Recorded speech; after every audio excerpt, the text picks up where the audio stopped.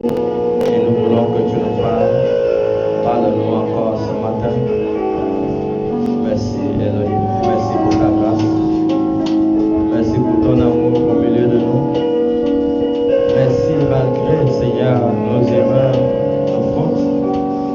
Tu as toujours continué à nous aimer. Merci, Saint-Esprit. Au nom de Jésus-Christ que nous avons prié. Amen. Amen. Alors, pendant que nous sommes debout, prends ta Bible. Nous allons lire Exode. Quelqu'un nous fasse la lecture. Exode, chapitre 17, le verset 8. Chapitre 17, le verset 8 à 13, Exode.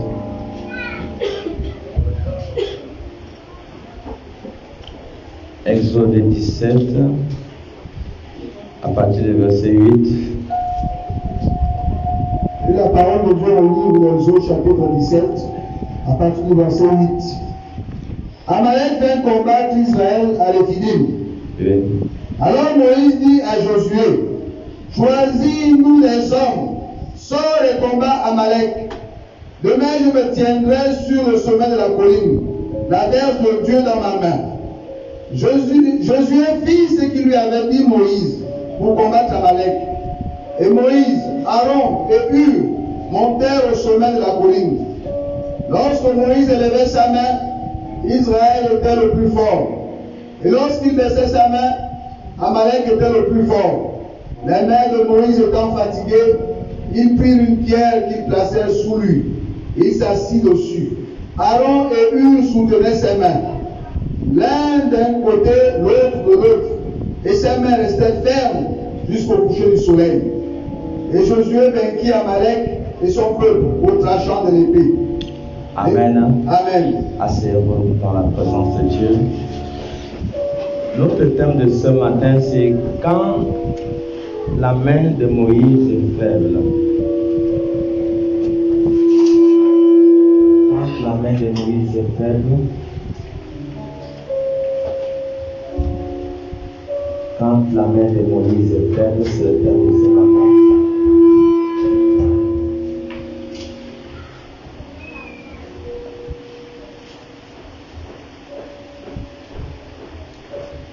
La Bible dit que Israël livrait un combat avec Amalek. Israël livrait un combat avec Amalek.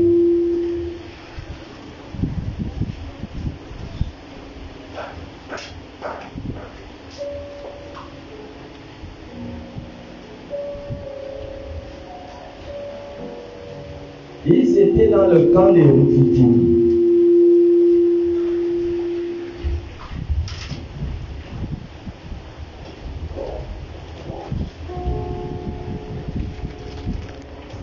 Ils étaient dans le camp qu'on appelle Rephidim. Et ils étaient en guerre. Israël était en guerre contre Amalek. La Bible dit que Moïse monta sur la montagne. Vous voyez? On dit ici, Amalek vint combattre Israël à Rephidim. Alors Moïse dit, mettez-moi le volume ici s'il vous plaît. Alors Moïse dit à Josué, choisis-nous des hommes, sors et combat Amalek. Demain, je me tiendrai sur le sommet de la colline, la verge de Dieu dans ma main. Vous comprenez? Moïse envoie Josué aller combattre contre Amalek.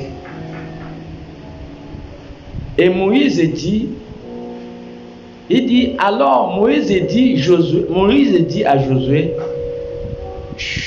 choisis-nous des hommes, sors. Il dit, sors et combat Amalek. Il dit, demain, je me tiendrai sur le sommet. Il se tiendra sur le sommet de la colline, la verge de Dieu dans sa main. Donc pendant que Josué était à Rephidim en train de combattre contre Amalek, alors Moïse devait monter au sommet de la montagne avec le bâton de Dieu.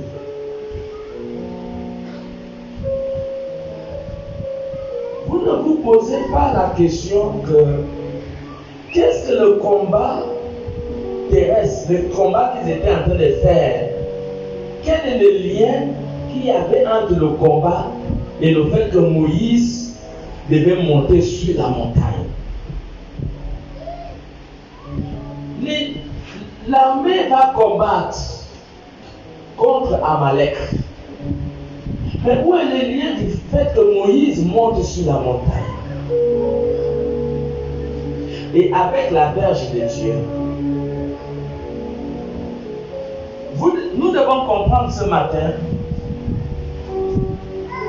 Nous devons comprendre ce matin. Effectivement, la présence de Moïse sur le sommet de la montagne avait un lien avec le combat qui se faisait à distance. Il y avait un lien entre Moïse sur la montagne et le combat qui se faisait dans le plan physique. Alors, la direction du combat dans le plan physique, que ce soit dans le sens de la victoire, que ce soit dans le sens de la défaite, dépendait des réalités de Moïse sur le sommet de la montagne. Nous voyons que l'avancement de combat ou la défaite du peuple se posait sur les réalités de Moïse.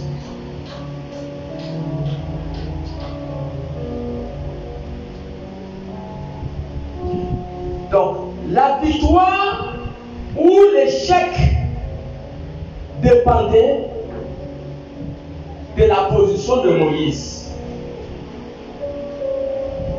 La mauvaise position de Moïse pouvait faire en sorte que le peuple perde sur le champ de bataille, et la bonne position de Moïse pouvait aussi faire que le peuple puisse gagner.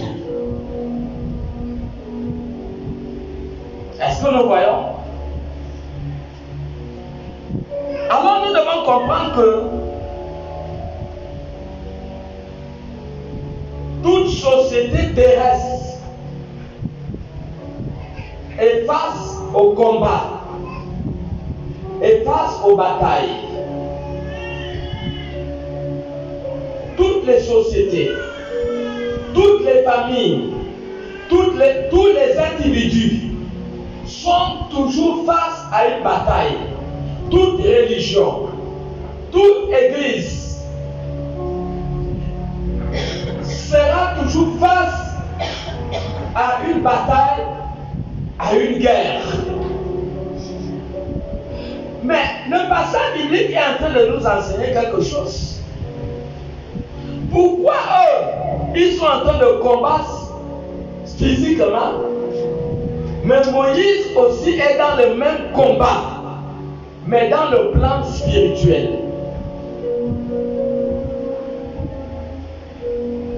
Nous voyons que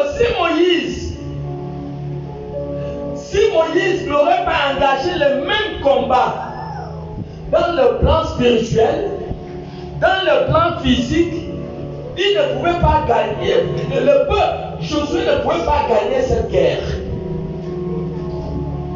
Mais parce qu'un homme est monté au sommet de la montagne, il a compris la nécessité d'être dans la même bataille, mais dans le plan spirituel.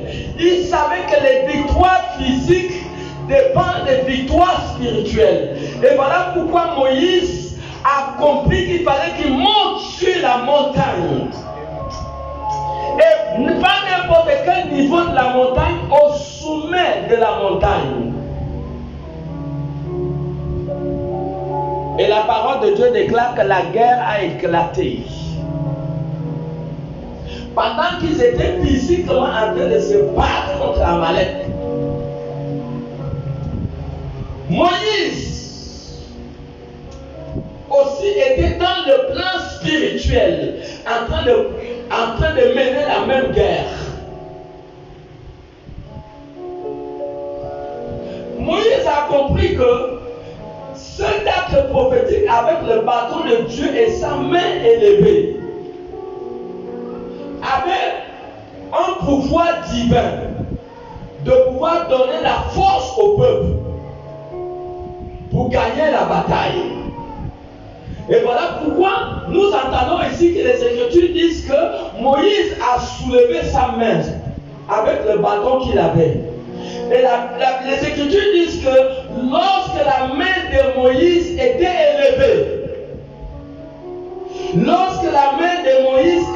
élevée, Amalek était dans la défaite et Israël était dans la victoire.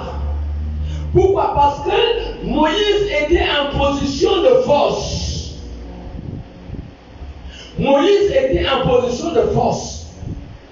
Donc, comprenons que il n'y a pas une société, il n'y a pas quelque chose sur la terre qui est combattu. Qui est combattu comme l'Église. Parce que la première cible de Satan, c'est l'Église. Déjà, lisez-le, Apocalypse 12, 17. La Bible dit qu'il est parti faire la guerre. Il est parti faire la guerre à qui? À sa postérité. Apocalypse 12, 17. Il est parti faire la guerre. Donc si vous pensez que si vous avez la vision simplement d'une seule réalité, la réalité physique, mais comprenez que Moïse a compris que pour mener la bataille, il ne fallait pas seulement les efforts physiques. Israël avait assez de force pour se battre, mais pourquoi il fallait quelque chose? Pourquoi il fallait que cette guerre soit d'abord gagnée dans le spirituel? Apocalypse 12, 17. Apocalypse 12, 17. Et le dragon fut irrité contre la femme. Il fut irrité contre l'Église. Il s'en alla faire la guerre au reste de sa postérité. Il est parti faire la guerre à sa postérité. À ceux qui gardent les commandements de Dieu. Ceux qui gardent les commandements de Et Dieu. qui ont le témoignage de Jésus. Qui ont le témoignage de Jésus. Est-ce que nous voyons? Donc le diable est parti faire la guerre à l'Église.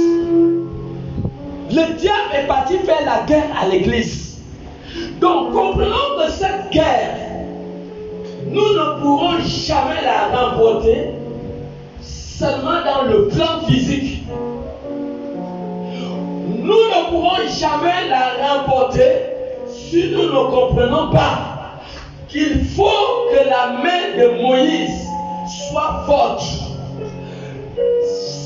La Bible dit que lorsque la main de Moïse était faible, Amalek a pris le dessus. Quand la main de Moïse s'est fatiguée, alors le peuple a commencé à entrer dans la défaite. Pourquoi? Parce que la main de Moïse s'était fatiguée. Lorsque vous voyez une défaite d'une structure spirituelle, ne vous posez pas la question pourquoi elle a défaite. On monte, on descend, la main du leader s'est déjà fatiguée. Quand la main du leader se fatigue, alors l'ennemi a le dessus sur cette structure. Le diable vient toujours pour chercher le leader en texte. Le diable vient pour chercher les pères et les mères de famille. Le diable ne vient pas pour attaquer n'importe qui. Nous devons le comprendre. Le diable cherche les pères. Je vous prends un autre exemple. Lorsqu'il y a un coup d'État, les terroristes qui viennent faire le coup d'État, ils cherchent à attraper qui? Le ministre. Ils cherchent à attraper le ministre. Hein? Ou bien ils cherchent à attraper le député. Ils cherchent à attraper qui? Mais c'est comme ça, c'est ça un principe dans le système. Que ce soit dans la famille, si vous fatiguez le père, vous ne soutenez pas le père. Moïse n'a pas été soutenu dans le plan physique. Moïse a été soutenu dans le plan spirituel. Donc tout leader a besoin d'être soutenu, premièrement dans le plan spirituel, pour pouvoir mener une bonne guerre et pour avoir la victoire sur des combats qui font face à sa société, à sa famille, à l'église. Si vous ne comprenez pas que vous devez soutenir celui que Dieu a établi en tête, tous les terroristes, quand ils veulent faire le coup d'État, ils cherchent le président. Il en est de même dans le plan spirituel. Le diable va faire tout et tout, soit pour faire tomber le pasteur dans le péché, soit de le combattre, soit de le fatiguer, soit de le flanquer les gens. Ils vont faire tout et tout pour chercher à l'atteindre. Mais malheur à vous si le pasteur est fatigué. Quand le pasteur se fatigue, vous allez voir, ça va se refléter dans l'assemblée. Que ce soit dans une religion, que ce soit dans une famille, que ce soit dans une société, le principe est le même. Si le leader qui est en tête n'est pas soutenu par tous ceux qui sont à ses côtés, alors il va se fatiguer. La société ne pourra plus fonctionner. La religion ne pourra plus fonctionner. L'église ne pourra plus fonctionner. Pourquoi? Parce que l'ennemi aura le dessus. L'ennemi aura le dessus sur cette société. L'ennemi aura le dessus sur cette famille. Et vous allez voir, le père n'aura plus l'argent pour envoyer les enfants à l'école. Le père n'aura plus l'argent pour atteindre certains objectifs. Pourquoi? Parce que le père, la maman n'est pas soutenue spirituellement. Elle se bat seule dans toute une famille. Elle est là, elle se bat. Mais lorsqu'elle se fatigue, c'est toute la famille qui va subir. Ce n'est pas seulement elle, ce n'est pas seulement le père qui va subir, mais c'est toute la famille qui va subir. Voilà pourquoi ce sont des personnes qui doivent être soutenues, que ce soit des présidents, que ce soit des pères, que ce soit des mères, que ce soit des leaders ecclésiastiques, qui sont des pasteurs. Ce sont des personnes qui doivent être soutenues. Premièrement par ceux qui sont à leur côté, les collaborateurs. Ils doivent soutenir celui que Dieu a établi en tête. Parce que si c'est fatigue, ça va se refléter dans l'église. Ça va se refléter dans la famille. Cela va se refléter dans une nation. Pourquoi? Parce que celui qui a été établi en tête n'est pas en train d'obtenir un soutien. Voilà pourquoi vous avez vu que Moïse menait le combat seul. Et à un certain moment, le bras de Moïse s'est fatigué. Et les Écritures nous disent que quand le bras de Moïse s'est fatigué, Amalek a commencé à avoir le dessus. Comprenez qu'il y a un lien entre le combat physique et le combat spirituel. Bien sûr que les réalités ne sont pas les mêmes. Dans le physique, ils combattent avec la force, et dans le spirituel, c'est un ensemble d'actes prophétiques, des paroles déclarées et des prières. Et c'est ça le meilleur combat. Parce que si une guerre n'est pas gagnée dans le spirituel, cette guerre ne sera pas gagnée dans le physique. Nous avons vu une sœur ici, une de nos sœurs ici.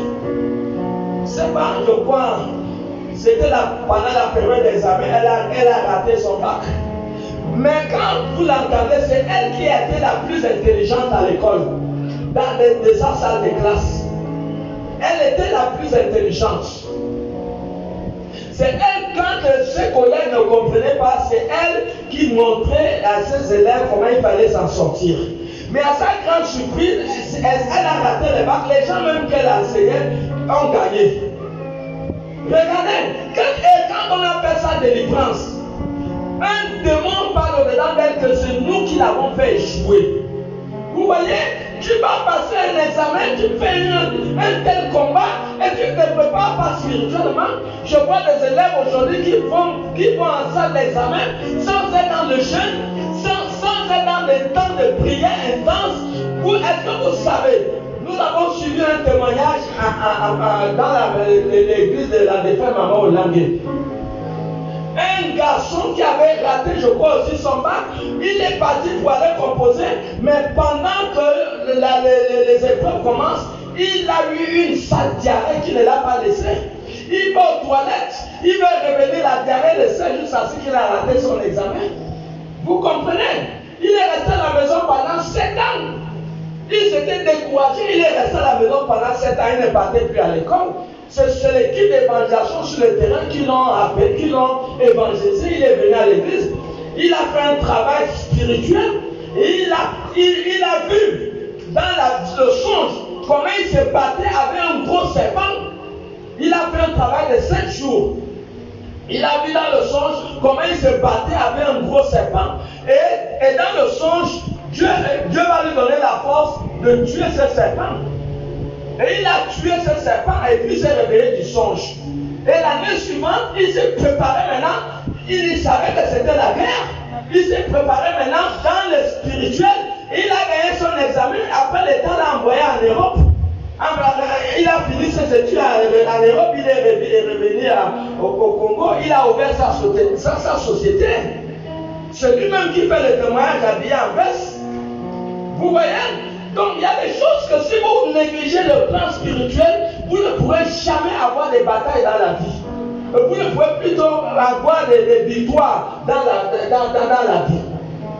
Dans toutes choses, comprenez que nous faisons face à une guerre qui n'a pas son nom. Tout le monde est combattu, que ce soit des enfants, que ce soit des grandes personnes. Donc il n'y a pas à négliger. Tu dois comprendre que nous faisons face à un seul ennemi qui est le diable. Et toutes les victoires se remportent au sommet de la montagne. Au sommet de la montagne.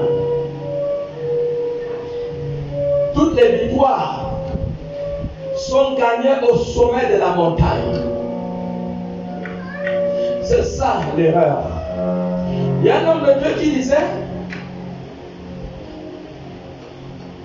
il dit, montrez-moi votre niveau de prière. Et je veux reconnaître la croissance de votre église. Vous voyez? Aujourd'hui, tout le monde a négligé le plan spirituel. Tout le monde est habitué à manger. Depuis janvier, tu manges. Depuis 15 ans, tu manges. Tu as gagné quoi sur la nourriture? Donc tu ne peux même pas te priver. Des fois, on lance un jeûne. On peut lancer un jeûne à l'église. Et vous allez voir, certaines personnes sont en train de manger. Ils mangent à cachette. Donc ça veut dire qu'ils ne comprennent pas la nécessité du combat qui fait face à une église. On ne comprend pas les réalités, la guerre qui fait face à l'église. Et comprenez que le pasteur seul ne peut pas remporter cette guerre. Qu'il a besoin de soutien. C'est au sommet de la montagne qu'on gagne sommet de la montagne, il y a des malades de beaucoup de gens qui sont enfermés dans les calebasses. Et que si tu ne comprends pas qu'il faut que tu montes au sommet de la montagne, tu ne pourras pas remporter cette guerre. Il y a des gens qui ont des diplômes, mais ils ne trouvent pas le travail. Alors que la plupart de ces gens, leur travail ont été bloqués mystiquement. C'est au sommet de la montagne que la porte de ton travail va s'ouvrir.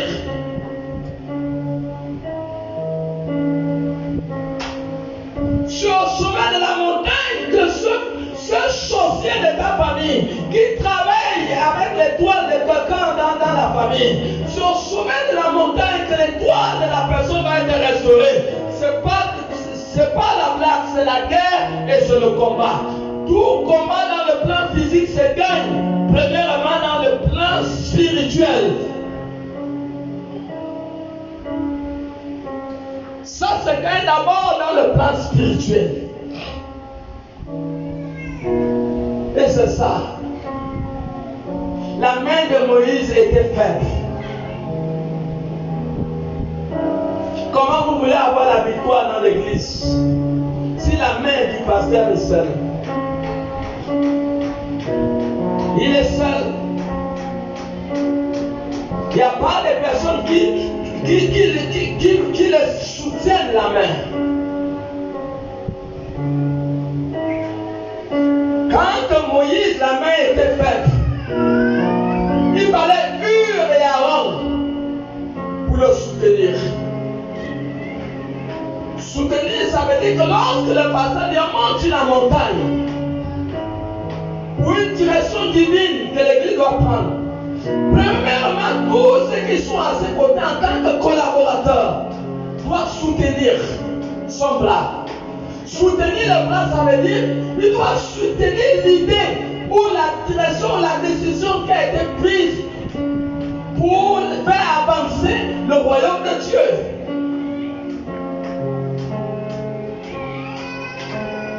Si le pasteur dit samedi, tous les leaders à l'évangélisation, il faut que tous les leaders soient là.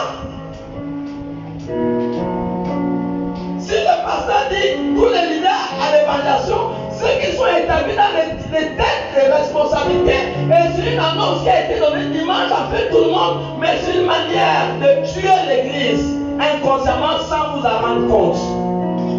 Parce qu'à un certain moment, la main de Moïse était fatiguée. La main de Moïse était fatiguée, il ne pouvait plus.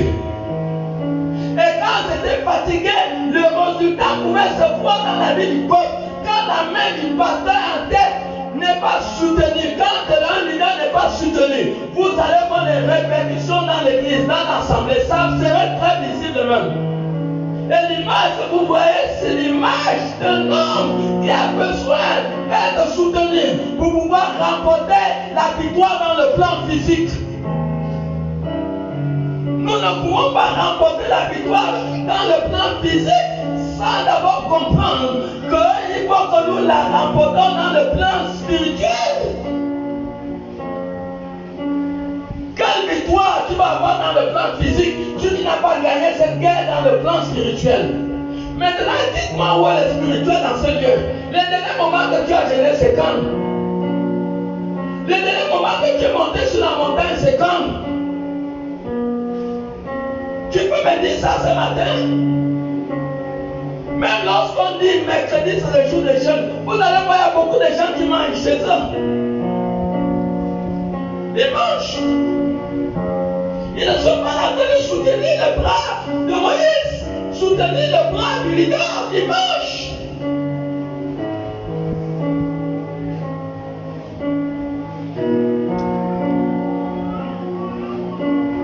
Quelle guerre Moïse devait remporter? Toutes les preuves sont là. À un moment, sa main était fatiguée. Sa main était fatiguée. Et Hur et Aaron ont compris que nous devons soutenir cet homme. Sinon, nous allons perdre la bataille. Si vous ne soutenez pas le leader, toute l'église va perdre la bataille. Et c'est ça la réalité.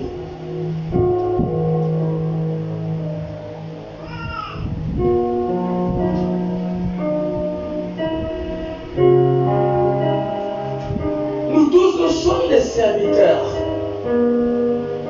des servantes de Dieu. Et chaque personne doit poser la pierre sur l'édifice de Dieu. Chaque personne doit poser la pierre sur l'édifice. Chaque personne doit être engagée dans cette guerre.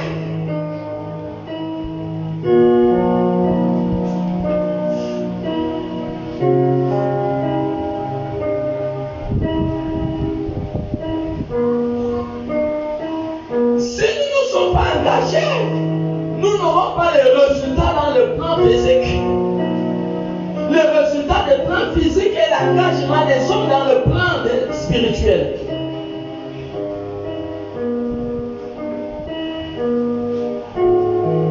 Tu penses que tu vas obtenir quoi? Si tu ne mènes pas cette guerre dans la prière, dans les jours et les prières. Tout le temps on est habitué à manger. Même Jésus a montré les hommes, il a jeûné 40 jours.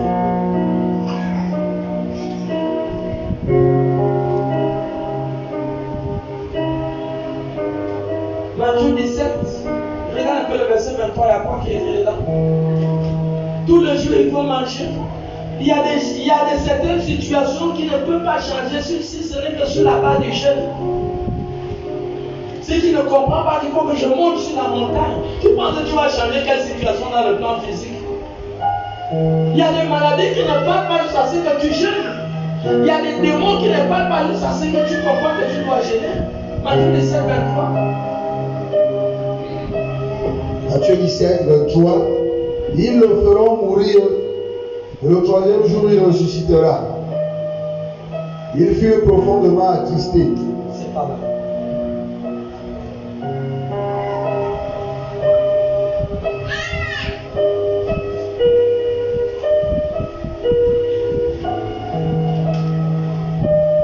Matthieu 14, 23, regarde un peu. Matthieu 14, 23. Matthieu 14, 23. Quand il l'eut renvoyé,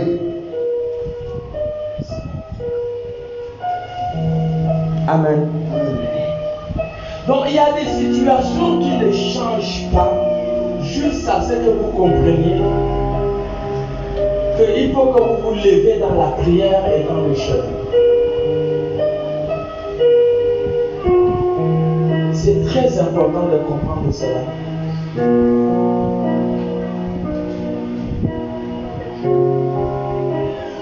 Si vous ne vous levez pas dans les jeûnes et dans la prière, les situations ne pourront jamais changer.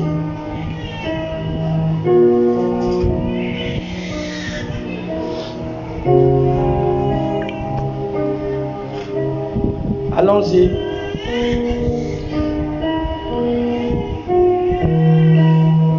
Allons-y dans le livre de Ésaïe 37. Ésaïe 37 à partir du verset 14.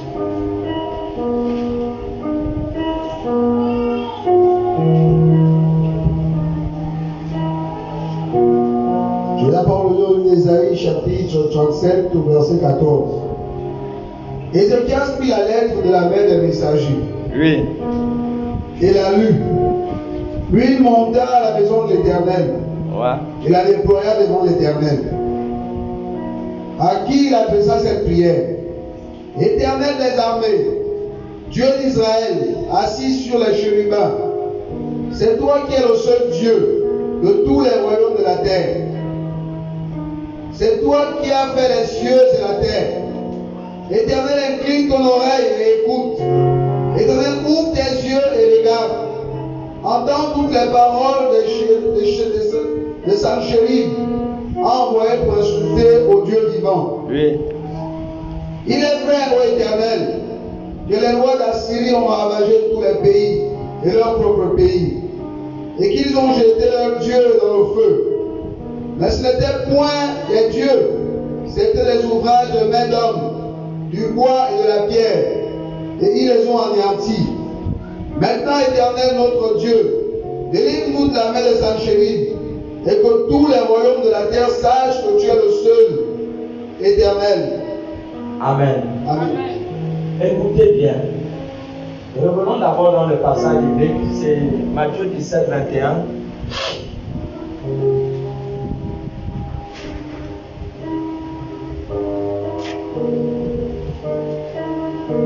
J'ai la parole de Matthieu, chapitre 17, au verset 21. Mais cette sorte de démons ne sortent que par la prière et par le jeûne. Ce sont des démons ne sont que par la prière et par le jeûne. Est-ce que quelqu'un comprend? Donc il y a des situations qui ne peuvent jamais changer si vous ne comprenez pas qu'il faut que vous changez de niveau. Si tu es là, dis un grand amen là. Il y a des démons qui ne sortent pas jusqu'à ce que tu montes sur la montagne. Il y a des situations qui ne changent pas jusqu'à ce que tu montes sur la montagne. Il y a des situations qui ne changent pas jusqu'à ce que tu viennes te présenter devant Dieu, comme Ézéchiel l'a fait.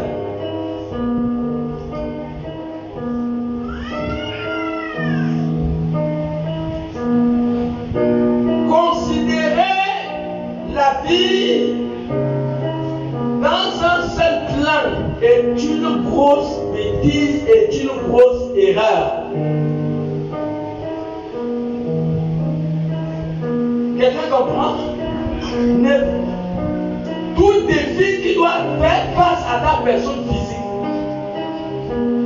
Tu vas rencontrer un patron. Tu vas voyager. Tu vas faire un examen. Tu vas construire. Il y a des sous-bâtiments qui sont bloqués par des sorciers.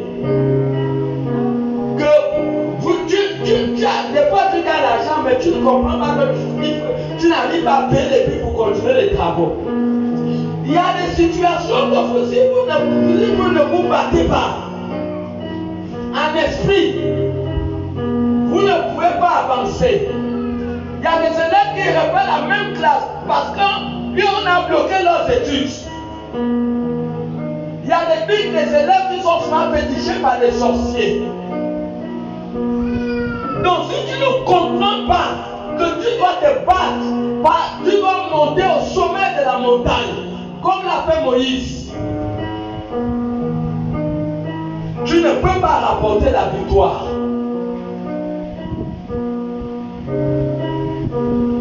Tu ne peux pas. Des fois, tu ne trouves pas un bon travail. Ton travail est où? Depuis des années, tu ne te poses pas la question. Toi aussi, tu peux mettre la veste, aller au travail comme les autres, aller dans un bureau ou avoir une société. Pourquoi où sont les idées pour s'en sortir? Il n'y en a pas. Pourquoi? Parce que tu as négligé le plan spirituel.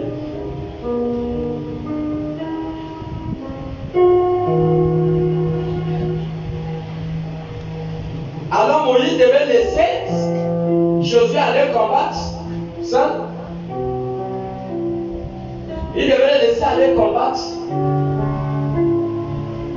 Pourquoi il est monté sur la montagne? Parce qu'il connaissait la nécessité. Il savait que tout ce que tu veux entreprendre physiquement, tu dois gagner cette chose d'abord spirituellement. Il savait ça. Il savait.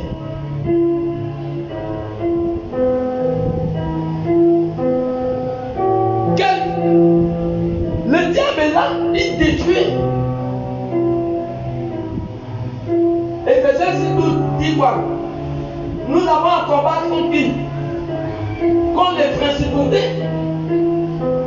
Lisons ça, Éphésiens 6, 12. Vous comprenez que nous sommes en guerre. La guerre, c'est quand vous sur le sommet de la montagne, ma soeur.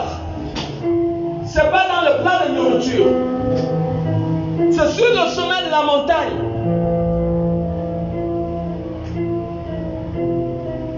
Et la parole de Dieu en livre d'Éphésiens chapitre 6 au verset 12. Car nous n'avons pas à lutter contre la chair et le sang, Oui. mais contre les dominations. Il y a des démons qui ont la force qu'on appelle les dominations. Ils sont là pour dominer les nations. Ils dominent les familles. Ils dominent les individus. Et leur pouvoir, c'est de dominer. Donc, quelqu'un peut te dominer et t'éloigner de ton destin, de tes objectifs, de tes projets. Oui. Contre les autorités. Il y a d'autres catégories de démons qu'on appelle les autorités. Contre les princes de ce monde des ténèbres. Contre les princes des ténèbres de ce monde. Contre les esprits méchants dans les lieux Il y a célestes. des esprits encore, ils sont pleins de milliards de démons des esprits. Ils ont pour but, Jean dit, pour détruire, égorger. Voilà la but. Et tuer. Alors là, ça veut dire que pour toi, tu vis comme ça. Et tu ne sais pas ce qui se passe dans l'invisible. Depuis quand on a décrété un jeûne dans une famille, tout le monde,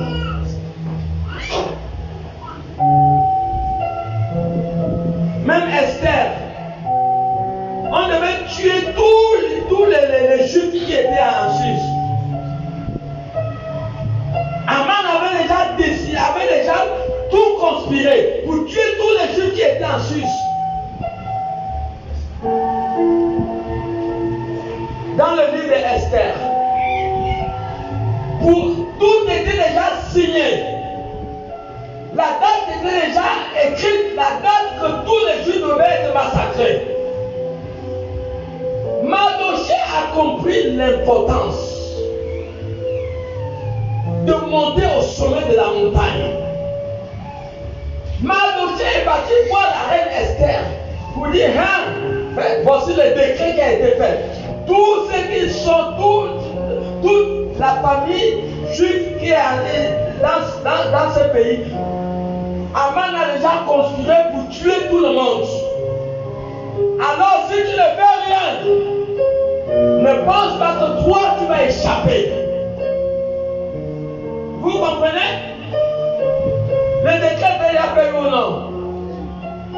Alors, Esther, qui était une juive, elle a compris la nécessité de monter sur le sommet de la montagne. Elle a décrété 3 jours de jeûne pour tous les juifs. Elle a dit à son homme Mardochée, va, dis que moi je vais gêner. Et vous voyez, elle a gêné avec ses servantes, si je ne me trompe pas. Hein?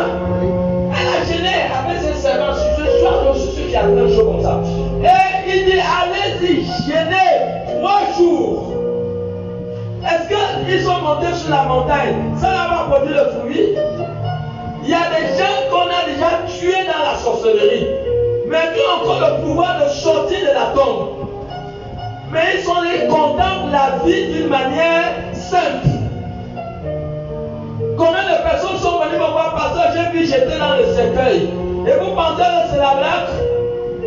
Quand Dieu t'accorde la grâce pour voir que le gars tu es là dans le cercueil et tu es là, tu joues. Tu ne comprends pas qu'il faut monter au sommet de la montagne pour sortir dans le cercueil?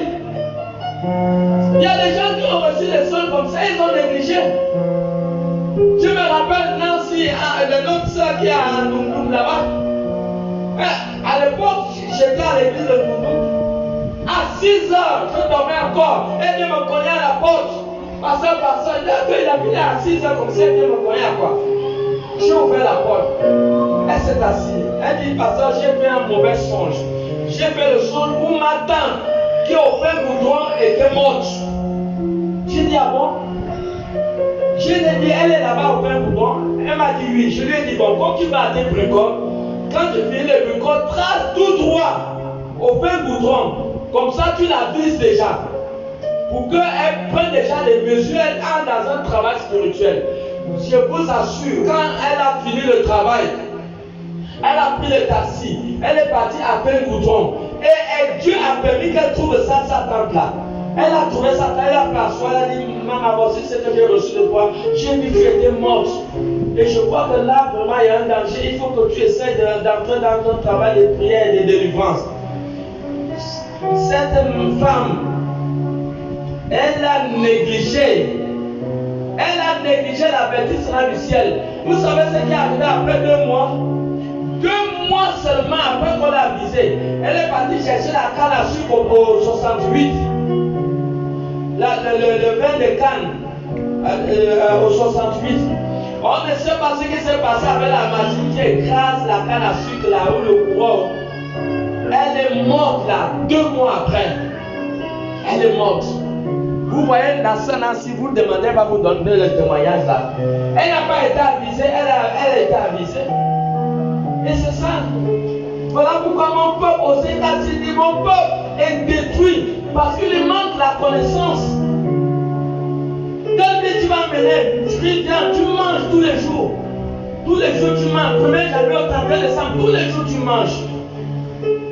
Même le ventre n'a plus la place, même des victoires, des réalisations. Le ventre a pris la place.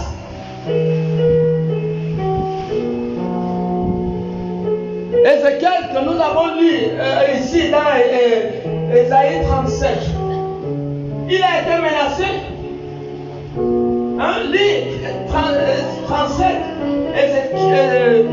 Ésaïe 37, verset 14, il a été menacé par un grand roi assyrien qu'on appelait Sanchérib. Sanchérib a mené des guerres. Il a gagné des guerres avec d'autres peuples. Il a gagné des guerres avec d'autres peuples, avec plusieurs peuples, il a gagné. Et il vient voir Ézéchiel pour lui dire, toi, tu dois te livrer à moi avec ton peuple. Regarde, j'ai gagné telle victoire là-bas, j'ai gagné une autre victoire avec tel roi, j'ai gagné une autre victoire avec tel roi. Il dit, tu penses que l'Éternel, ton Dieu, va te délivrer de ma main? Oh God, il a fait l'erreur. L'erreur qu'il a fait, c'est que quand il parlait, quand il a écrit cette lamentable lettre, il a envoyé ça à Ézéchiel. Il a commis l'erreur que Dieu a entendu ce qu'il a dit. Mais quand Ézéchiel a été menacé,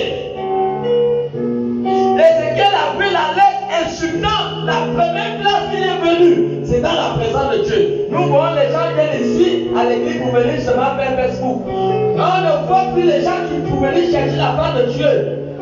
Ils viennent pour faire seulement Internet. Depuis que je fais l'Internet là, il ne prie même pas. Mais Ézéchiel a été menacé. Ta vie doit être menacée quelque part, mais tu viens à l'église venir prier, tu viens seulement pour sortir.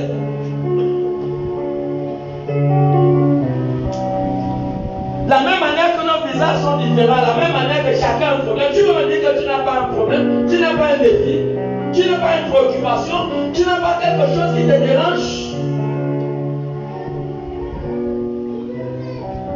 Ézéchiel, il avait une maison, pourquoi il n'a pas pris la lettre insultante que Sanchérib l'avait envoyée? Pourquoi il n'a pas allé présenter ça dans sa maison?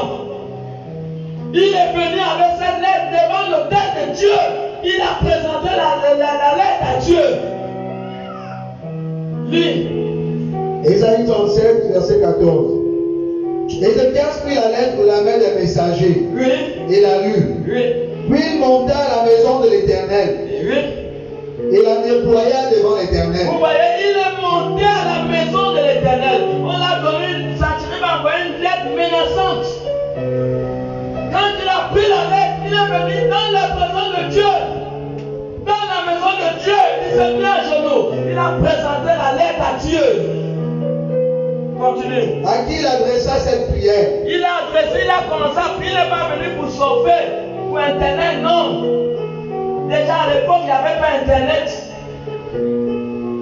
Éternel des armées, Éternel des armées, Dieu d'Israël, Dieu d'Israël, assis sur les chérubins, assis sur les chérubins, toi qui es le seul Dieu tu es le seul Dieu de tous les royaumes de la de terre. tous les royaumes de la terre. C'est toi qui as fait les cieux C'est toi qui as fait les cieux et la terre. et la terre. Éternel, Éternel, incline ton oreille incline ton oreille et écoute. et écoute. Éternel, Éternel, ouvre tes yeux ouvre tes et yeux regarde. et regarde. Entends toutes les paroles de Sanchérib, Écoute les paroles de ce roi païen. envoyé pour insulter au Dieu vivant. Oh Éternel des armées, Il est vrai au éternel. que les rois d'Assyrie Les rois d'Assyrie, ont ravagé tous les pays ils ont ravagé tous les et pays leur propre pays et leur propre pays. et qu'ils ont jeté leur Dieu Ils ont jeté leur Dieu dans le feu. dans le feu. Mais ce n'était point des dieux, Ce n'était pas de Dieu, c'était des ouvrages de main d'homme, c'était les ouvrages de main d'homme, du bois et de la pierre. du bois et de la pierre. Ils les ont Ils anéantis. les ont anéantis. Maintenant, Maintenant, Éternel, éternel, notre Dieu, notre Dieu, délivre-nous de la main de Sanchérib délivre-nous de la main de Sanchérib et que tous les royaumes de la terre et que tous les royaumes de la terre sachent que toi seul est l'Éternel. que toi seul tu es l'éternel. Le verset maintenant 36 à 37. Écoutez, qu'est-ce que maintenant la réponse de Dieu? Le verset 36 à 37, oui. L'ange de l'Éternel sortit La Bible dit que Dieu envoyait un seul ange, pas deux, un seul ange, oui. L'ange de l'éternel sortit et frappa et frappa dans le camp des Assyriens dans le camp des Assyriens 185 000 hommes. 185 000 hommes. Et quand on se leva le matin, Quand on se leva le matin, voici, voici, c'étaient tous des morts morts. c'était tous des corps morts. Continuez. Alors, Alors, Sanchérib, roi d'Assyrie, roi d'Assyrie, leva son camp, il a levé son framasseur. partit et s'en retourna. Il retourna. Et il resta à Ninive. Il était en Ninive.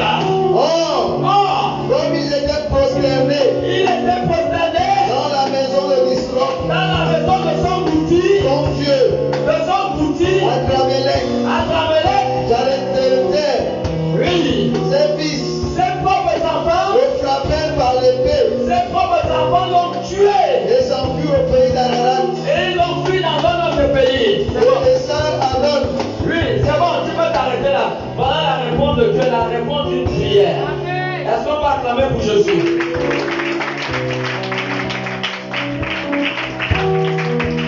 Il a fait ce qu'on appelle à Sanchérib une correction. C'est comme ça que Dieu corrige les gens.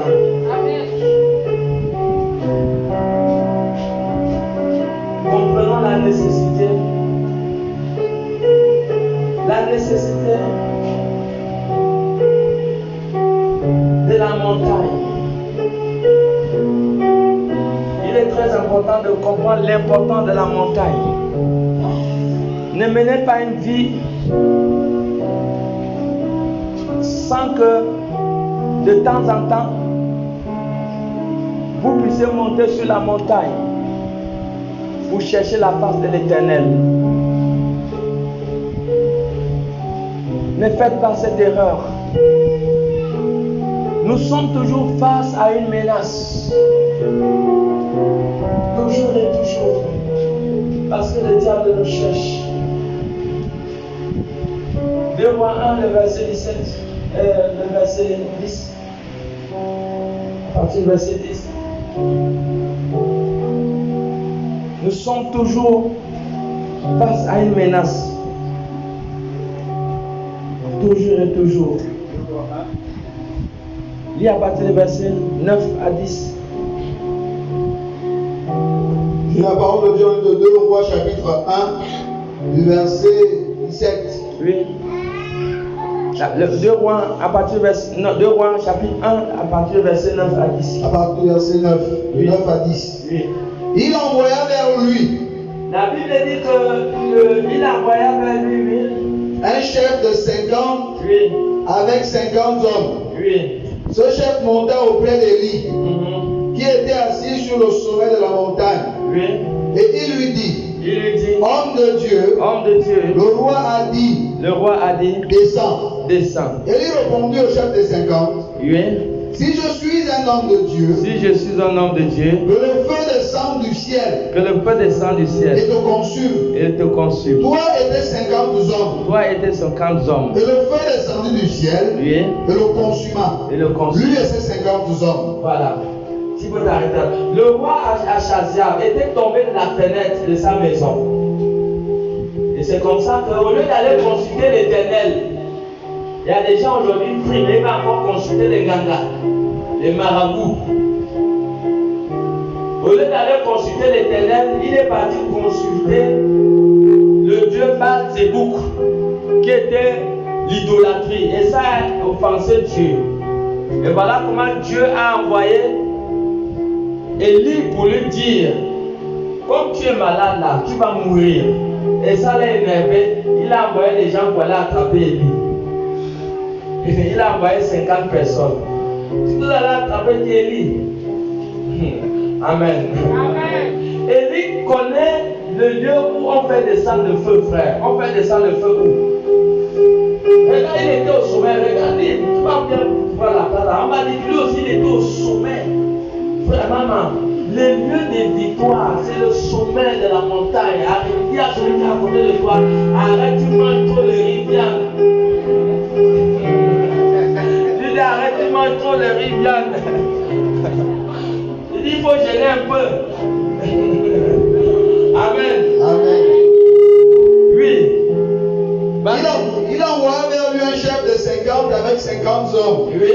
Ce chef monta auprès d'Élie, Ce chef monta auprès d'Élie, qui était assis sur le sommet de la montagne. Vous entendez? Il était au sommet de la montagne. Maman, la tour de contrôle, c'est le sommet de la montagne. Au sommet de la montagne, tu es au contrôle de tous tes projets, de ton mariage. Même si c'est une païenne qui détient ton mari en Afrique du Sud, aux États-Unis, le sommet de la montagne, tu vas par de puissance et main divine, tu vas l'amener obligatoire. Amen. Amen. Est-ce que tu es là pour dire un grand amen? Amen. Le sommet de la montagne, c'est la tour de contrôle. Tu contrôles. Quelqu'un comprend? Dans certains moments, il faut comprendre la nécessité de s'éloigner un peu, de s'asseoir un peu à part toi et Dieu, de t'enfermer quelque part. Dans la chambre, toi et Dieu, priez dans les jeux de la prière, éloigner le bruit des enfants. Voilà, dis tout le monde, pardon, laissez-moi d'abord ces 3 jours-là, je suis en train de chercher Dieu, les enfants, ne me dérangez pas, je suis en prière. Cherchez la part de Dieu. Le lieu de contrôle, c'est le sommet de la montagne. Tu ne peux rien contrôler sur la terre. Nous avons donné 2 exemples, n'est-ce pas? Voilà. Moïse, il a gagné la victoire où? Sur le sommet de la montagne. Voilà, Élie a gagné la victoire où? Sur le sommet de la montagne. Vous avez compris ce que les serviteurs d'Achazia ont dit? Ils disent Élie descend de la montagne. Donc, il voulait qu'Élie descende pour qu'on l'attrape. Mais Élie a dit, si je suis un enfant de Dieu, que le feu descende et me consume. Ouais, c'est 50 hommes. Le ciel a obéi. Au sommet de la montagne, le ciel obéit à toute déclaration que j'ai faite. Vous comprenez? Esther, quand ils ont prié, ils sont montés sur la montagne. Dieu a exaucé leur prière ou pas? La potence que Aman avait dressée pour Mardochée, c'est lui-même qui a fini par être tué sur son couteau. Dieu a renversé les situations. Et je déclare ce matin que tout ce que le diable a projeté pour toi, Dieu renverse la situation à partir d'aujourd'hui dans le nom de Jésus. Je viens déclarer des victoires et des victoires sur le diable. Parce que ce matin, tu connais déjà le secret. Le secret